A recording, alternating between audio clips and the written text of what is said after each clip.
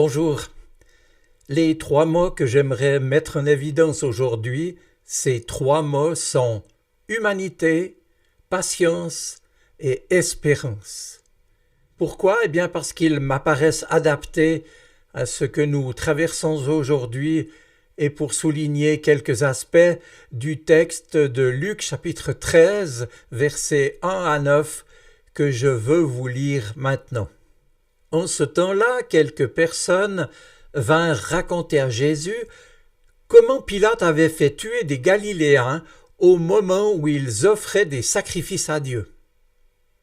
Jésus leur répondit: « Pensez-vous que si ces Galiléens ont été ainsi massacrés, cela signifie qu'ils étaient de plus grands pécheurs que tous les autres Galiléens? Non, vous dis-je. Mais si vous ne changez pas de comportement, vous mourrez tous comme eux. » Et puis ces 18 personnes que la tour de Siloé a écrasées en s'écroulant, pensez-vous qu'elles étaient plus coupables que tous les autres habitants de Jérusalem? Non, je vous le dis, mais si vous ne changez pas de comportement, vous mourrez tous comme eux. Puis Jésus leur dit cette parabole. Un homme avait un figuier planté dans sa vigne.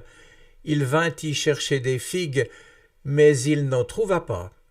Alors il dit au vigneron: « Regarde, depuis 3 ans, je viens chercher des figues sur ce figuier et je n'en trouve pas, alors coupe-le donc. Pourquoi occupe-t-il du terrain inutilement ?»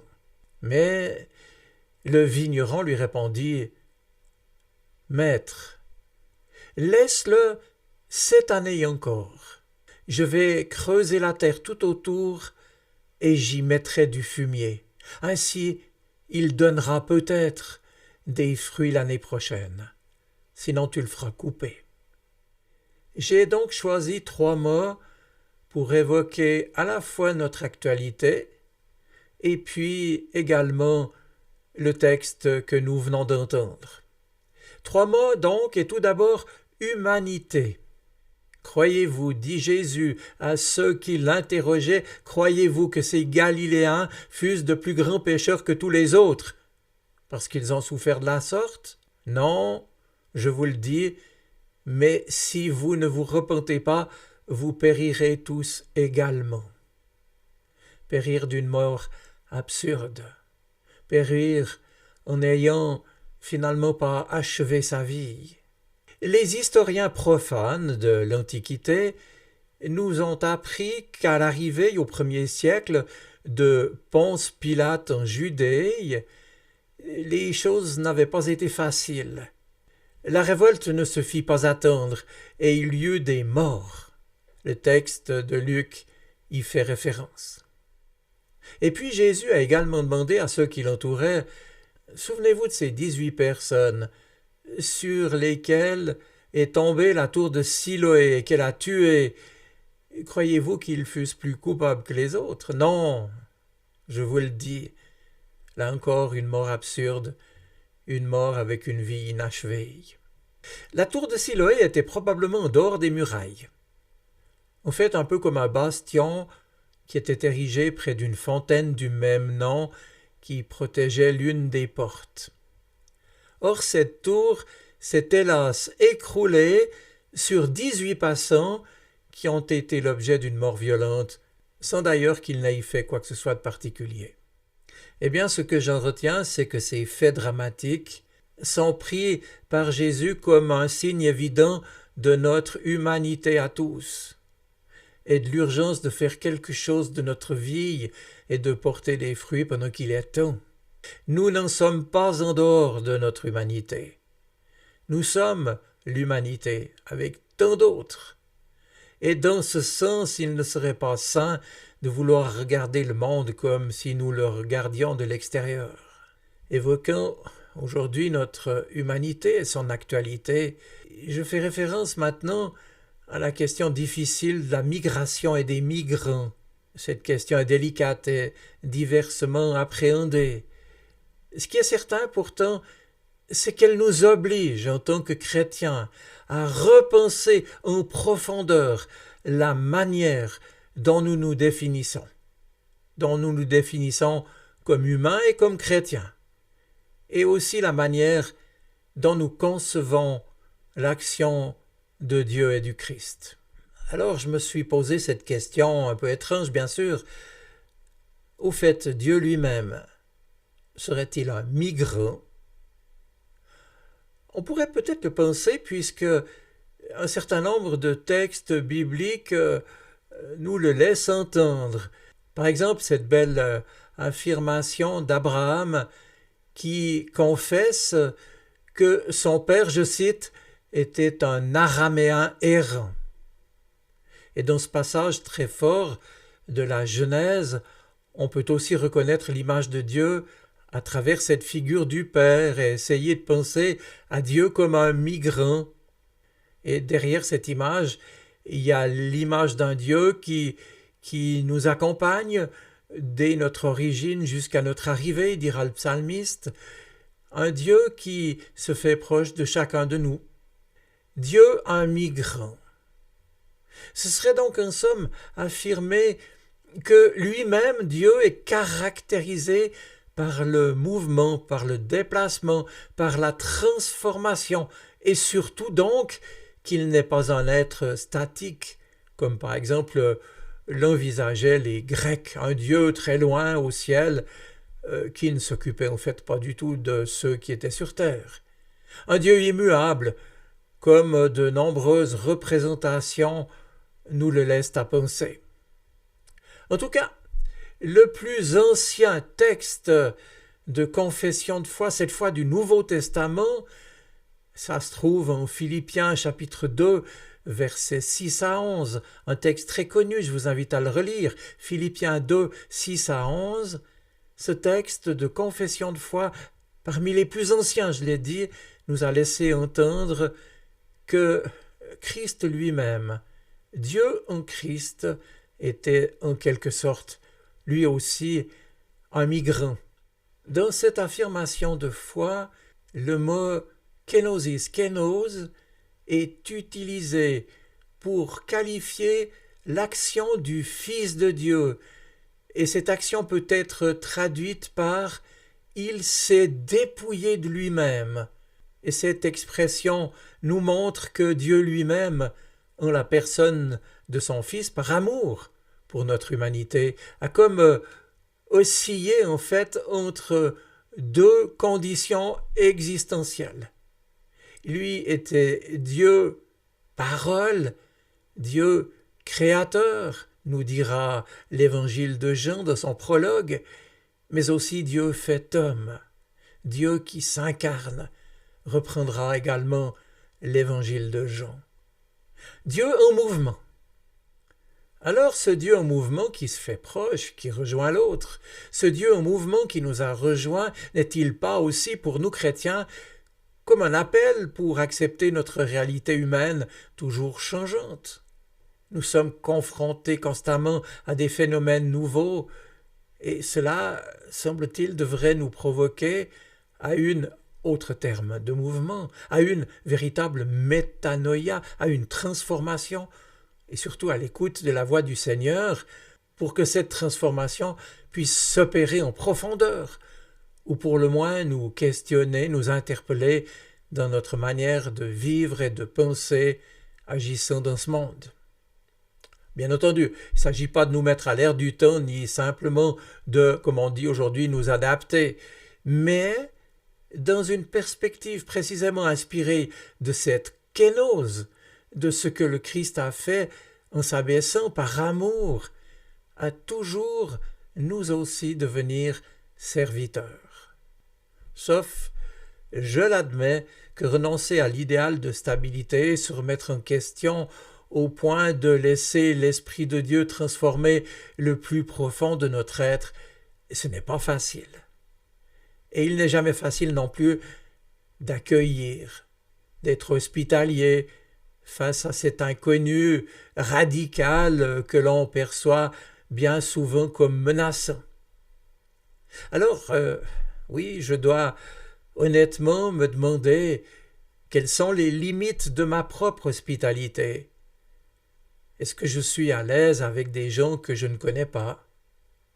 Bref, si la Bible montre que, en quelque sorte, la migration est d'une certaine façon le propre de l'homme et de Dieu aussi, notre engagement à servir et à accueillir est loin d'être aussi évidente. Cela dit, il n'en reste pas moins vrai que l'humanité nous concerne. Et je le répète, nous ne pouvons pas regarder ce qui traverse notre prochain et nos contemporains comme de simples faits divers. Ils ne sont pas simplement de pauvres gens à qui un malheur arrive et que le téléjournal nous montre chaque soir. Mais ils sont l'humanité. Et cela nous regarde, dans le sens que les yeux de ceux qui souffrent ne peuvent eux-mêmes regarder que vers d'autres humains. Bien entendu, nous ne pouvons pas porter le malheur de toute l'humanité. Mais nous ne pouvons pas, je le répète, non plus nous voir en dehors du malheur de l'humanité. Cela nous regarde, et cela nous fait nous regarder nous-mêmes et nous reconsidérer, revenir sur nous-mêmes, avec, pourquoi pas, un esprit si nécessaire de repentance, en tout cas de remise en question de ce que nous croyons que nous sommes. Voilà pour le mot humanité que j'ai longuement commenté. J'en viens maintenant brièvement à celui de patience. Parce qu'en effet, Jésus place notre condition humaine dans le cadre d'un exercice de patience. Un homme, dit-il dans sa parabole, avait un figuier planté dans sa vigne. Il vint y chercher du fruit et n'en trouva pas. Il dit alors au vigneron: « 3 ans que je viens chercher du fruit, je n'en trouve point, coupe-le !» Et le vigneron lui répondit: « Seigneur, laisse-le encore cette année. Parce que nous ne sommes donc pas en dehors de cette humanité, nous devons exercer une patience solidaire, fraternelle. Et Jésus nous rend solidaires en effet avec une humanité qui fonctionne mal, qui ne fonctionne que de manière incomplète, qui dysfonctionne. Et Jésus nous parle d'un Dieu qui est entré dans notre temps, qui s'interroge, qui est concerné par la pauvre performance du figuier humain. Oui, Jésus parle de patience. N'est-ce pas là la réaction immédiate du vigneron que de tout faire pour sauver le figuier menacé? Et nous, on voudrait arrêter, nous replier sur nous-mêmes, nous dire, eh bien, fataliste, tant pis, nous allons dans le mur. Mais cela aussi serait illusoire, parce que nous sommes nous-mêmes dans le bateau commun de notre humanité en péril. Nous y sommes et nous en sommes. Alors nous devons dire, Seigneur, laisse-le encore cette année. Aucune revendication, aucune morale à faire aux autres, mais seulement, vous l'avez entendu, une demande de miséricorde, une demande de temps, une demande, notre prière fervente qui croit, malgré tout ce que nous pouvons voir, que l'amour est plus fort que le mal et que l'indifférence. Oui, soyons-en certains, mes amis, la patience n'est ni connivence, ni condescendance, mais le signe de notre implication et de notre foi en Dieu. Humanité, patience, et puis enfin espérance. Rappelez-vous, je creuserai tout autour du figuier, j'y mettrai du fumier, et peut-être l'avenir donnera-t-il du fruit, sinon tu le couperas. Mes amis, il s'agit ici d'une espérance, la pelle à la main, une espérance qui creuse la terre, qui ajoute du fumier, qui taille, qui fait, qui travaille, qui agit, qui espère. Peut-être, se dit le vigneron, peut-être, se dit-il, faisant confiance à ce Dieu qui vient depuis 3 ans, depuis des siècles, depuis toute l'éternité, montrer miséricorde et amour à l'humanité dont je fais partie. Peut-être le figuier, peut-être donnera-t-il du fruit. Mon espérance, notre espérance est en Dieu qui fait de nous, en somme, des partenaires de sa miséricorde. Mon espérance, notre espérance, est en celui qui peut permettre encore que cette humanité qui tarde à fleurir, qui prend du temps à bourgeonner, que peut-être elle finira par donner du fruit. C'est aussi cette espérance qui peut nous animer, nous qui prions pour nos voisins, pour notre famille, pour nos contemporains, nous qui prions pour notre humanité, en somme. Eh bien, nous voulons encore prier et agir pour que peut-être il y ait du fruit. Peut-être, c'est ici le mot de l'espérance. C'est notre espérance personnelle. C'est notre espérance en Dieu. Alors j'en arrive à ma conclusion. Oui, 3 réalités précieuses aux yeux de Dieu nous sont rappelées comme un écho au texte de l'Évangile. Notre humanité, la patience et l'espérance. Et dès lors, dans nos relations, il s'agit de travailler pour faire fructifier ce que le Seigneur nous confie cette année encore. En ce sens, l'Évangile est encore un appel à l'humilité, puisque rendre grâce, prier, travailler, s'en remettre au Seigneur, espérer l'appel à la main, sont des actes qui impliquent que nous acceptions vraiment d'être dépendants de celui qui nous redit « Je t'aime, je prends soin de toi ». Je vous souhaite une bonne semaine. Soyez bénis. Amen.